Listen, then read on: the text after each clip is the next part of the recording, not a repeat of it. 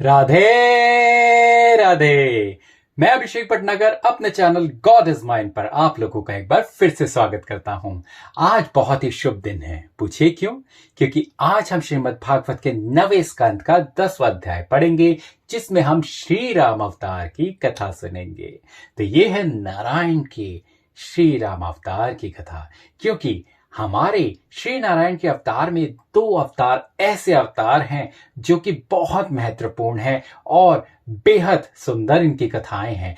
एक अवतार जो कि मर्यादा पुरुषोत्तम थे, जो केवल एक ही स्त्री के साथ अपनी सारी जिंदगी को निकाल दिए। भले ही वो उनके साथ जब तक थे तब तक थे, और उसके बाद जब वनवास गए तब भी वह अकेले रहे। और एक थे हमारे मुरली मनोहर, जिनकी 36 कलाएं थी, जिनमें 36 गुण थे, और उनकी 16,108 रानियां थी। अब ये दोनों में ही अलग अलग कारण हैं, और वो कारण आपको मैं समझ सकता हूं कि भागवत सुनते सुनते आपको यह पता लग चुका होगा कि यह क्यों ऐसा था।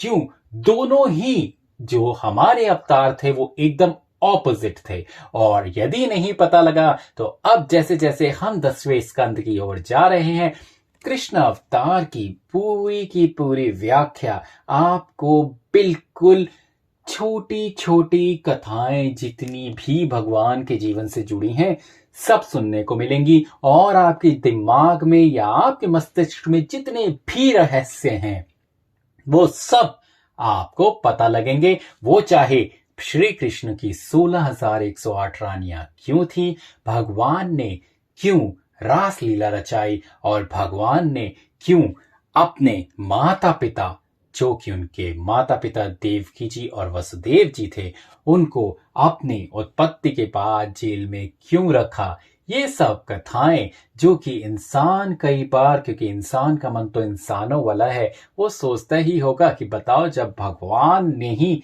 जो भगवान के साथ के लोग थे, उन्होंने ही इतने दुख पाए, तो हमें क्या भला कैसे सुख मिलेगा। कारण वो नहीं है दोस्तों। 5 सब केवल इतनी सी है। सारी लीलाएं भगवान ने रची थी ताकि हर किसी को इन लीलाओं से एक निष्कर्ष मिल सके या फिर एक सीख मिल सके। तो इसीलिए उनका सुनना बहुत जरूरी है, क्योंकि बहुत लोग आपसे इस तरीके के प्रश्न जरूर करेंगे, परंतु आपके पास उनके उत्तर होने बहुत जरूरी हैं। और उत्तर आपको कब मिलेंगे? जब आप अपने धर्म के बारे में जानेंगे। चलिए ज्यादा व्यर्थ नहीं करते हैं अब समय, और आते हैं राम अवतार की कथा पे। 10वां अध्याय, राम अवतार की कथा। सुखदेव जी ने कहा, हे परीक्षित, खटवांग के वंश में राजा दशरथ बड़े प्रतापी व तेजस्वी हुए, जिन्होंने अयोध्यापुरी में धर्म पूर्वक राज्य किया। उनके यहाँ परब्रह्म पर का अवतार श्री रामचंद्र जी कौशल्या रानी से, शेषनाग जी का अवतार लक्ष्मण जी और शत्रुघ्न जी सुमित्रा स्त्री से, तथा भरत जी रानी केकई से उत्पन्न हुए। उन्हीं रघुनाथ जी का चरित्र आपने ऋषिवरों के मुख से सुना होगा। हम उनकी कथा संक्षेप से आपको कहते हैं, सुनिए। जिन्होंने बालपन में मारीच व सुबाहु राक्षस को मारकर विश्वामित्र ऋषिवर के यज्ञ की रक्षा की, उन्हीं त्रिलोकीनाथ ने अपने भाई लक्ष्मण जी समेत विश्वामित्र गुरु जी के साथ जनकपुर में जाकर महादेव जी का धनुष, जो किसी राजा से नहीं उठता था, उसे ऊख के समान तोड़कर परशुराम जी का घर मिटाया और सिया जी को ब्याह कर अयोध्या में आए।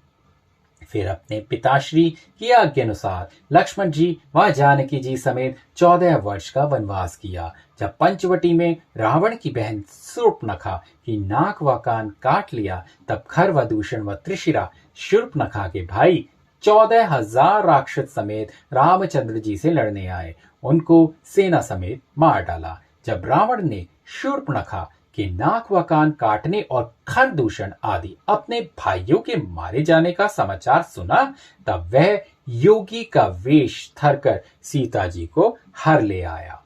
मार्ग में हरिभक्त जटायु गिद्ध ने रावण को रोका, तो उसने जटायु से बड़ा युद्ध करके अग्निबाण मारकर उसको गिरा दिया और सीता जी को समुद्र पार ले जाकर अशोक वाटिका में रखा।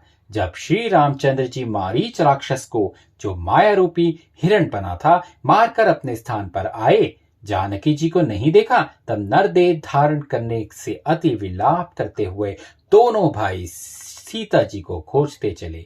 जब राह में जटायु जी से सुना कि लंकापति रावण जानकी जी को हर ले गया है, तब रघुनाथ जी ने गिद्ध को परम भक्त जानकर उसका देह संस्कार अपने हाथ से किया। फिर आगे जाकर कबंध राक्षस को मारा और कबंध के मुख से सुग्रीव वानर का समाचार सुनकर श्री जानकी जी को ढूंढने के वास्ते उनके साथ मित्रता की। बाली वानर को मारकर किष्किंधापुरी का राज्य सुग्रीव जी को दे दिया और उनकी आज्ञा अनुसार हनुमान जी आदि करोड़ों वानर व भालू सीता जी को खोजने के वास्ते चारों दिशाओं में गए। हनुमान जी ने लंका में जाकर उस पुरी को जला दिया और वहां से आकर जानकी जी के कुशलानंद का समाचार रघुनाथ जी को सुनाया। तब रामचंद्र जी ने भालू व वानरों की बड़ी भारी सेना साथ लेकर लंका पर चढ़ाई की और समुद्र के किनारे पहुंचकर नल व नील वानरों से उनमें सेतु बंधवाया। जब रावण के भाई विभीषण ने वहां आकर रघुनाथ जी का दर्शन किया, तब रामचंद्र जी ने उसी जगह लंका के राज्य का तिलक विभीषण के लगा दिया। उसी पुल की राह सेना समेत पार उतरकर लंका को घेर लिया। लक्ष्मण जी, सुग्रीव, हनुमान, अंगद, नल और नील व जामवंत भालू आदि सेनापतियों को साथ लेकर राक्षसों से बड़ा भारी युद्ध करके उन्हें मार गिराया। कुंभकर्ण और इंद्रजीत जब मारे गए, तब रावण ने आप चढ़ाई करके श्री रामचंद्र जी से बड़ा भारी युद्ध किया। रघुनाथ जी ने अग्नि बाण रावण के हृदय में मारकर उसको वहां पे मुक्ति पदवी दी। जब विभीषण रामचंद्र जी की आज्ञा से रावण का देह कर्मादेह कर चुका, तब उसने श्री रघुनाथ जी से लंका का राज्य दिया। विभीषण राज सिंहासन पर बैठा। वह सीता जी को जड़ाऊ सुखपाल में बैठाकर रामचंद्र जी के पास ले चला। उस समय भालू व वानरों की यह इच्छा हुई कि हम लोग श्री जानकी जी का दर्शन करके नेत्रों को सुफल करते तो बहुत अच्छा होता। श्री रघुनाथ जी अंतर्यामी ने विभीषण को आज्ञा दी कि जानकी जी से कह दो कि पैदल हमारे पास आए। यह वचन सुनकर श्री सीता जी सुखपाल से उतरकर रघुनाथ जी के पास आए। रीछों व वानरों ने उनका दर्शन पाकर अपने अपने नेत्रों को बहुत सुख दिया। लक्ष्मण जी सीता माता के चरणों पर गिर पड़े। उन्होंने उन्हें आशीर्वाद दिया। फिर श्री रामचंद्र जी विभीषण व हनुमान आदि सेनापति और श्री सीता जी को अपने सात पुष्पक विमान में बैठाकर लंका से चले। जब प्रयागराज में पहुंचे तो वहां से हनुमान जी को यह कहकर अयोध्यापुरी में भेज दिया कि तुम पहले से जाकर भरत जी को हमारे आने का समाचार सुना दो। एक दिन अवधि का रह गया है, यदि मैं अपनी अवधि पर नहीं पहुंचूंगा तो भरत जी अपना तनु त्याग देंगे। यह वचन सुनकर श्री हनुमान जी ने अयोध्यापुरी में जाकर रघुनाथ जी का आगमन भरत जी से कह सुनाया। यह समाचार सुनकर भरत जी को बड़ा हर्ष हुआ और श्री हनुमान जी को आशीर्वाद देकर वशिष्ठ जी गुरु पूर्वासी और सेना समेत श्री रामचंद्र जी को लेने के लिए आगे से गए। रघुनाथ जी पहले श्री वशिष्ठ गुरु जी के चरणों पर गिरे, फिर उठकर श्री भरत जी व शत्रुघ्न जी को अपने गले से लगाया और वहां से अयोध्या वासियों व अपने साथियों को अनेक वाहनों पर बैठाकर अयोध्यापुरी में वापस पहुंचे। रामचंद्र जी व लक्ष्मण जी ने सीता जी समेत राज मंदिर में जाकर अपनी माता को दंडवत किया और वशिष्ठ जी की आज्ञा से शुभ मुहूर्त में राज सिंहासन पर बैठकर धर्मपूर्वक राज्य करने लगे। उस समय त्रेता युग था, पर श्री रामचंद्र जी के धर्म व प्रताप से उनका राज्य सतयुग के समान हो गया।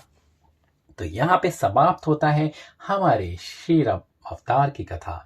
और अब आती है कहानी सीता जी के वाल्मीकि जी के स्थान पर भेजने की।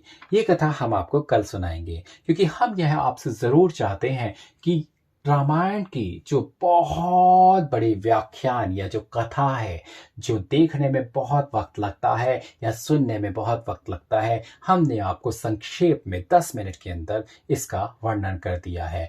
आप लोगों से एक बहुत बड़ी हमारी प्रार्थना है, यदि हो सके तो अपने बच्चों को या आपके आसपास जितने भी छोटे लोग हों, उनको यह कथा ज़रूर सुनाइएगा। अपने जितने जो कि वयस्क हो रहे हैं, उनको ज़रूर सुनाइएगा, क्योंकि यदि किसी ने भी रामायण नहीं सुनी तो फिर राम की कहानी के बारे में कैसे पता चलेगा। तो राम अवतार की कथा सुनना ही बहुत आवश्यक है और ये बहुत मनमोहक कथा भी है। तो इसीलिए मैं आप लोगों से ये ज़रूर आग्रह करूँगा कि 10 मिनट ही सही मगर बच्चों को कम से कम इस कथा के बारे में ज़रूर सुनाएं।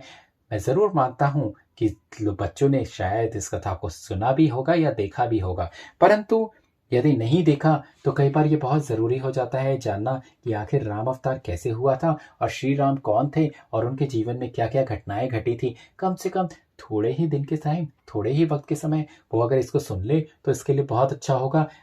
आज का समय तो ऐसा है कि वो कार्टून देखने में इतना टाइम लगाते हैं, तो क्या 10 मिनट बच्चे इस कथा को नहीं सुन सकते। मैं आपसे प्रार्थना करता हूँ ऐसा ज़रूर करिएगा। आज मैं सीता जी के वाल्मीकि जी के आश्रम जाने की कथा नहीं कह रहा हूँ, जान के वो मैं आपको कल सुनाऊंगा, परंतु यह कथा केवल बच्चों के लिए है। इसको यदि वो सुन लेंगे तो बहुत अच्छा रहेगा। चलिए, आज क्योंकि राम अवतार की कथा सुनी है तो एक भजन मेरे दिमाग में बहुत अच्छा आता है। यदि आप लोगों की आज्ञा हो, मुझे पता है आप आज्ञा तो जरूर दे देंगे, तो मैं जरूर वो आपको सुनाना चाहूंगा। रघुपति राघव राजा राम, पतित पावन सीताराम। रघुपति राघव राजा राम, पतित पावन सीताराम। सीताराम सीताराम, भज प्यारे मन सीताराम। सीताराम सीताराम, भज प्यारे मन सीताराम। रघुपति राघव राजा राम, पतित पावन सीताराम। रघुपति राघव राजा राम, पतित पावन सीताराम। राम राम राम राजा राम सीताराम।